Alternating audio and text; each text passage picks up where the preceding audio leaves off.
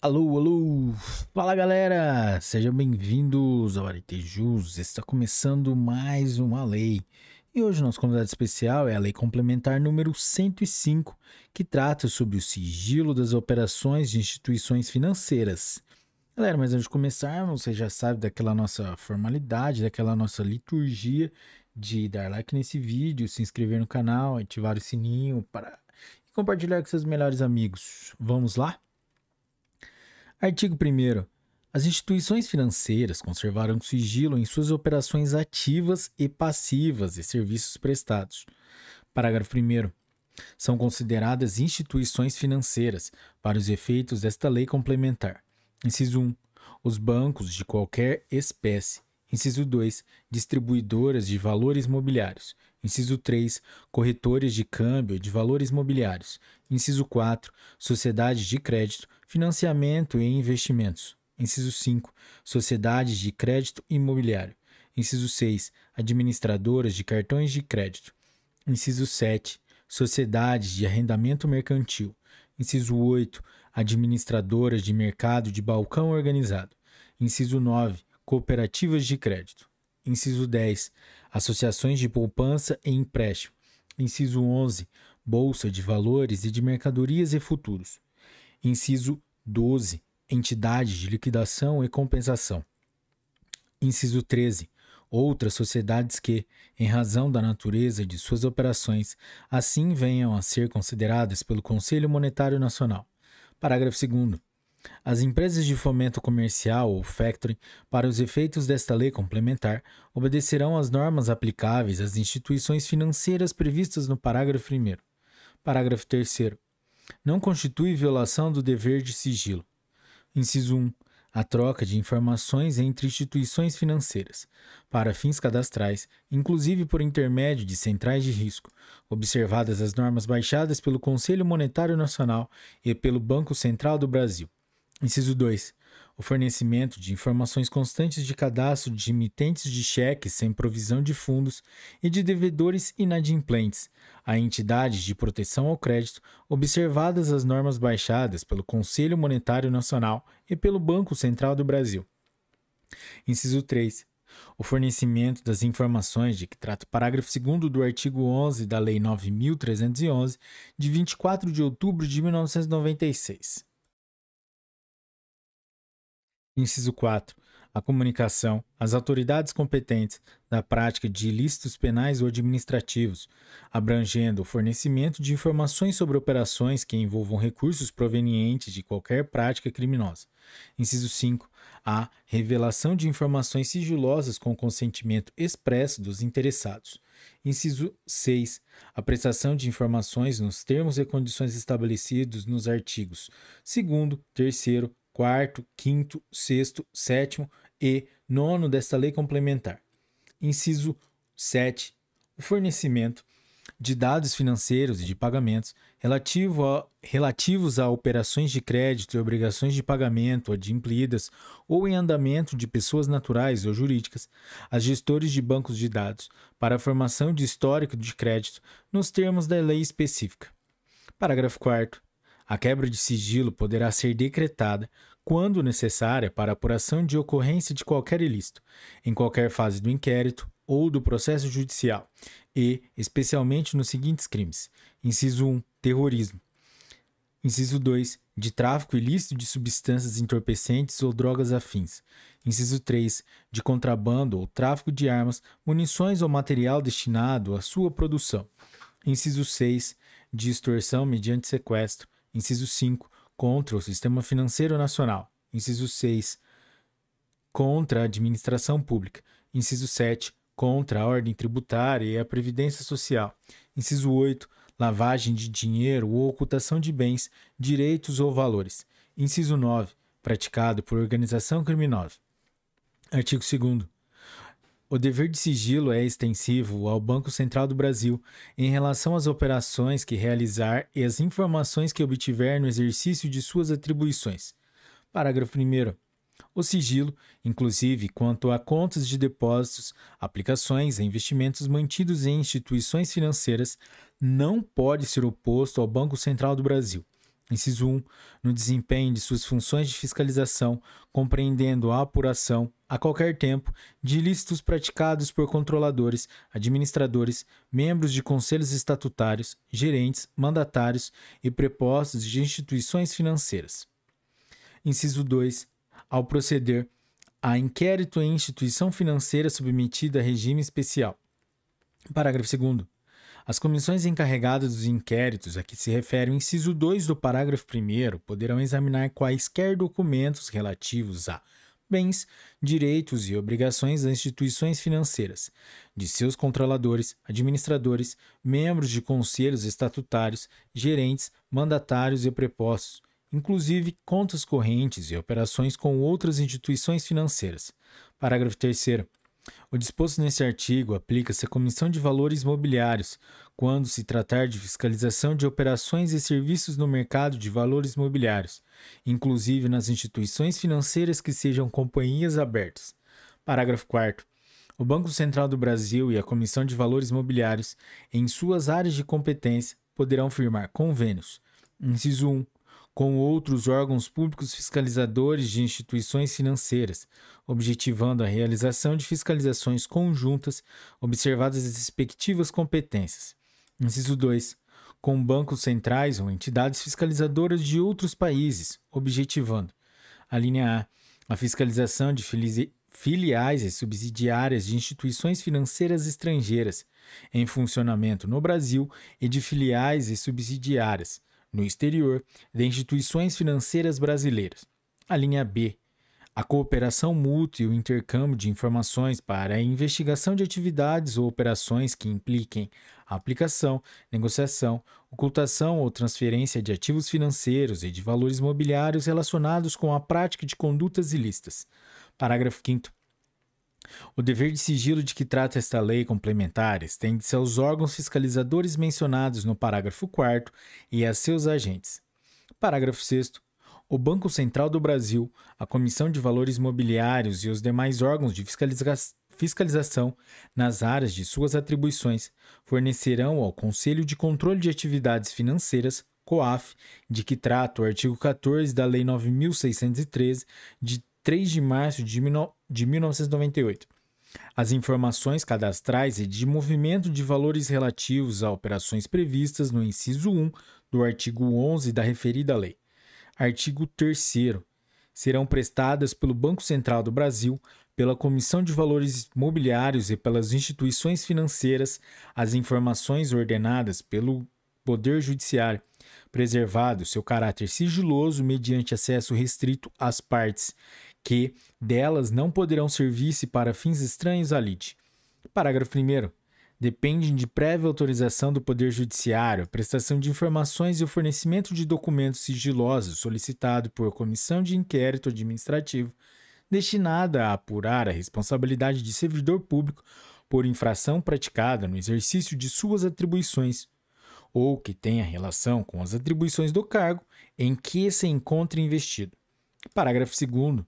Nas hipóteses do parágrafo 1º, o requerimento de quebra de sigilo independe da existência de processo judicial em curso. Parágrafo 3º. Além dos casos previstos nesse artigo, o Banco Central do Brasil e a Comissão de Valores Mobiliários fornecerão à Advocacia Geral da União as informações e os documentos necessários à defesa da União nas ações em que seja a parte. Artigo 4º. O Banco Central do Brasil e a Comissão de Valores Mobiliários, nas áreas de suas atribuições, e as instituições financeiras fornecerão ao Poder Legislativo Federal as informações e os documentos sigilosos que, fundamentadamente, se fizerem necessários ao exercício de suas respectivas competências constitucionais e legais. Parágrafo 1º. As comissões parlamentares de inquérito, no exercício de sua competência constitucional e legal de ampla investigação, obterão as informações e documentos sigilosos de que necessitarem, diretamente das instituições financeiras ou por intermédio do Banco Central do Brasil ou da Comissão de Valores Mobiliários. Parágrafo 2º. As solicitações de que trata este artigo deverão ser previamente aprovadas pelo plenário da Câmara dos Deputados, do Senado Federal ou do plenário de suas respectivas comissões parlamentares de inquérito. Parágrafo 5º. O Poder Executivo disciplinará, inclusive quanto à periodicidade e aos limites de valor, os critérios segundo os quais as instituições financeiras informarão à administração tributária da União as operações financeiras efetuadas pelos usuários de seus serviços. Parágrafo 1º. Consideram-se as operações financeiras para os efeitos deste artigo. Inciso 1. Depósitos à vista e a prazo, inclusive em conta poupança. Inciso 2. Pagamentos efetuados em moeda corrente ou em cheques. Inciso 3. Emissão de ordens de crédito ou documentos assemelhados. Inciso 5. Resgates em contas de depósitos à vista ou a prazo, inclusive de poupança. Inciso 5. Contratos de mútuo. Inciso 6. Descontos de duplicatas, notas promissórias e outros títulos de crédito. Inciso 7. Aquisições e vendas de títulos de renda fixa ou variável. Inciso 8. Aplicações em fundos de investimentos. Inciso 9. Aquisições de moeda estrangeira. Inciso 10. Conversões em moeda estrangeira em moeda nacional. Inciso 11. Transferências de moeda e outros valores para o exterior. Inciso 12. Operações com ouro, ativo financeiro. Inciso 13. Operações com cartão de crédito. Inciso 14. Operações de arrendamento mercantil. E, inciso 15. Quaisquer outras operações de natureza semelhante que venham a ser autorizadas pelo Banco Central do Brasil, Comissão de Valores Mobiliários ou outro órgão competente. Parágrafo 2º. As informações transferidas na forma do caput deste artigo restringir-se-ão às informações relacionadas com a identificação dos titulares das operações e os montantes globais mensalmente movimentados, vedada a inserção de qualquer elemento que permita identificar a sua origem ou a natureza dos gastos a partir deles efetuados. Parágrafo 3º. Não se inclui entre as informações de que trata este artigo as operações financeiras efetuadas pelas administrações direta e indireta da União, dos Estados, do Distrito Federal e dos municípios. Parágrafo 4º. Recebidas as informações de que trata este artigo, se detectados indícios de falhas, incorreções ou omissões, ou de cometimento de ilícito fiscal, a autoridade interessada poderá requisitar as informações e os documentos de que necessitar, bem como realizar fiscalização ou auditoria para a adequada apuração dos fatos. Parágrafo 5º. As informações a que se refere este artigo serão conservadas sob sigilo fiscal na norma da legislação em vigor. Artigo 6º. As autoridades e os agentes fiscais tributários da União, dos Estados, do Distrito Federal e dos municípios somente poderão examinar documentos, livros e registros de instituições financeiras, inclusive os referentes a contas de depósitos e aplicações financeiras, quando houver processo administrativo instaurado ou procedimento fiscal em curso e tais exames sejam considerados indispensáveis pela autoridade administrativa competente. Parágrafo único. O resultado dos exames, as informações e os documentos a que se refere este artigo serão conservados em sigilo, observada a legislação tributária. Artigo 7º. Sem prejuízo do disposto no parágrafo 3º do artigo 2º, a Comissão de Valores Mobiliários, instaurado inquérito administrativo, poderá solicitar à autoridade judiciária competente o levantamento do sigilo junto às instituições financeiras de informações e documentos relativos a bens, direitos e obrigações de pessoa física ou jurídica submetida ao seu poder disciplinar. Parágrafo único. O Banco Central do Brasil e a Comissão de Valores Mobiliários manterão permanente intercâmbio de informações acerca dos resultados das inspeções que realizarem, dos inquéritos que instaurarem e das penalidades que aplicarem, sempre que as informações forem necessárias ao desempenho de suas atividades. Artigo 8º. O cumprimento das exigências e formalidades previstas nos artigos 4º, 6º e 7º será expressamente declarado pelas autoridades competentes nas solicitações dirigidas ao Banco Central do Brasil, à Comissão de Valores Mobiliários ou às instituições financeiras. Artigo 9º. Quando, no exercício de suas atribuições, o Banco Central do Brasil e a Comissão de Valores Mobiliários verificarem a ocorrência de crime definido em lei como de ação pública ou indícios da prática de tais crimes, informarão ao Ministério Público, juntando à comunicação os documentos necessários à apuração ou comprovação dos fatos. Parágrafo 1º. A comunicação de que trata este artigo será efetuada pelos presidentes do Banco Central do Brasil e da Comissão de Valores Mobiliários, admitida delegação de competência, no prazo máximo de 15 dias, a contar do recebimento do processo, com manifestação dos respectivos serviços jurídicos. Parágrafo 2º. Independentemente do disposto no caput deste artigo, o Banco Central do Brasil e a Comissão de Valores Mobiliários comunicarão aos órgãos públicos competentes as irregularidades e os ilícitos administrativos de que tenham conhecimento ou indícios de sua prática, anexando os documentos pertinentes. Artigo 10. A quebra de sigilo, fora das hipóteses autorizadas nesta lei complementar, constitui crime e sujeitos responsáveis à pena de reclusão de 1 a 4 anos e multa, aplicando-se, no que couber, o Código Penal, sem prejuízo de outras sanções cabíveis. Parágrafo único. Incorre nas mesmas penas quem omitir, retardar injustificadamente ou prestar falsamente as informações requeridas nos termos desta lei complementar. Artigo 11.